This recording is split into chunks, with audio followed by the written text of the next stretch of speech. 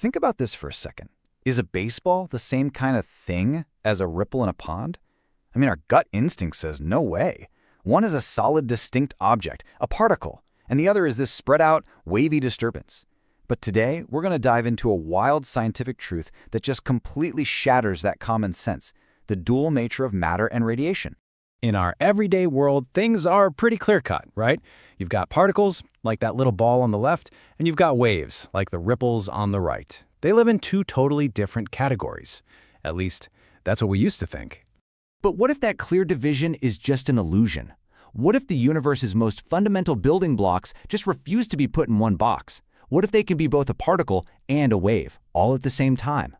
Now, this isn't just some philosophical head-scratcher. It's the very question that kicked off a revolution in physics.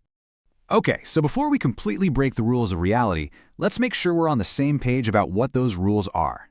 In the world of classical physics, what exactly is a particle and what is a wave? It seems simple enough. A particle is like a tiny little dot. It has a specific position, a specific mass. It's right there. A wave, on the other hand, is a disturbance that's spread out through space, like a sound wave or a light wave. It doesn't have one single location. It has things like wavelength and frequency. They're basically opposites. Or so it seemed. So the first real crack in this neat and tidy classical view came from something we see every single day: light. And for centuries, we were so sure we had it all figured out. For hundreds of years, the debate was pretty much settled. Light was a wave. End of story. And this idea worked beautifully. It perfectly explained why light can bend around corners, that's called diffraction, and why it creates those cool shimmering interference patterns you see on a soap bubble. Case closed, right? Well, not so fast.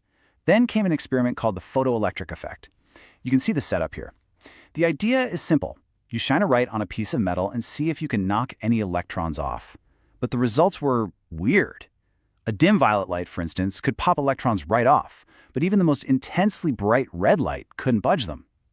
If light were just a wave, a brighter wave should have more energy and should have worked. Something was seriously wrong with the picture. And this is where Albert Einstein enters the scene. He came up with a truly radical idea. He said, what if light isn't a continuous wave at all? What if it's actually made of tiny individual packets of energy? He gave these packets a name: photons. And this diagram here shows exactly what he meant. Imagine each one of those photons is like a tiny cue ball hitting an electron. If the photon has enough energy, enough of a punch, it knocks the electron out. If it doesn't matter how many of them you throw at it.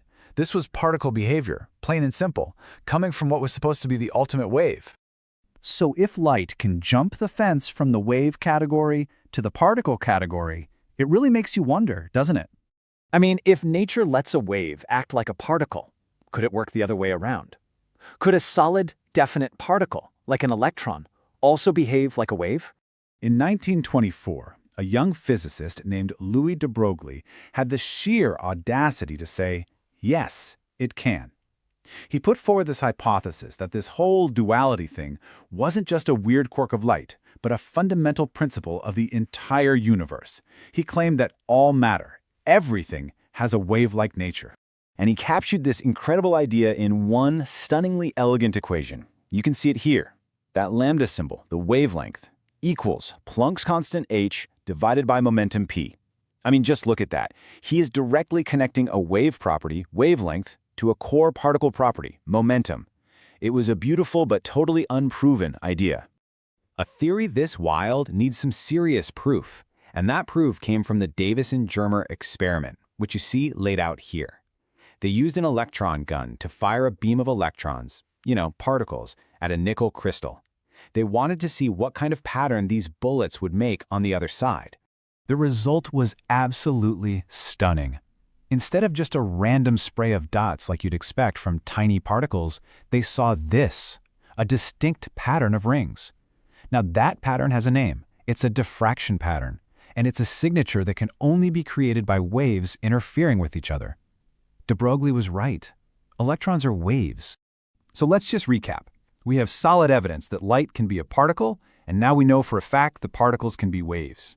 At this point, physicists had to just throw out the old rulebook and embrace a very, very strange new reality. This new reality is called wave-particle duality, It's an essential pillar of quantum mechanics, and it basically says that at the fundamental level, things like photons and electrons don't have one single identity. They possess both particle-like properties and wave-like properties. So, which one is it? A wave or a particle? Well, the bizarre answer is, it depends on how you look at it. Seriously, if you set up an experiment designed to find a particle's position, you'll find a particle. But if you set it up to measure its wavelength, you'll find a wave. The very act of measuring seems to force it to choose a side. Now, this isn't just some philosophical curiosity that physicists debate over coffee. This dual identity is the foundation of quantum mechanics, and it has profound, practical applications that literally shape the world we live in today. And this leads us directly to one of the most famous ideas in all of science, Heisenberg's uncertainty principle. Just think about it for a second.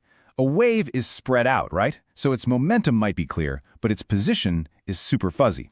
A particle, on the other hand, has a very precise position, but its wave-like momentum is undefined. Since everything is both, there's always a trade-off. The more you know about where it is, the less you can know about where it's going, and vice versa. And here is a powerful real-world application. A normal, everyday microscope uses light waves to see things, but you're limited. You can only see stuff that's bigger than the wavelength of the light you're using. An electron microscope, though, uses the matter waves of electrons. And because you can make the wavelength of those electrons incredibly short, you can see things in unbelievably high resolution. The electron microscope, which you can see a diagram of here, is just a perfect example of this in action. By shooting electrons at high speeds, we can generate these super short wavelengths, way shorter than visible light. So every stunning image you've ever seen of a virus, or even an individual atom, is a direct result of us harnessing the wave-like nature of matter. So, to wrap it all up, we went from Einstein discovering particles of light to de Broglie imagining waves of matter, and then to the experiments that proved it was all true. We've arrived at a whole new understanding of the universe. It's not made of just particles or just waves. It's made of things that are, somehow, both at once. And all of this leaves us with one final, deeply unsettling question. If an electron only decides to be a particle or a wave when we actually measure it, what is it the rest of the time? What is the true nature of reality when it's not being observed? Yeah, that's a question that physicists and philosophers are still wrestling with today.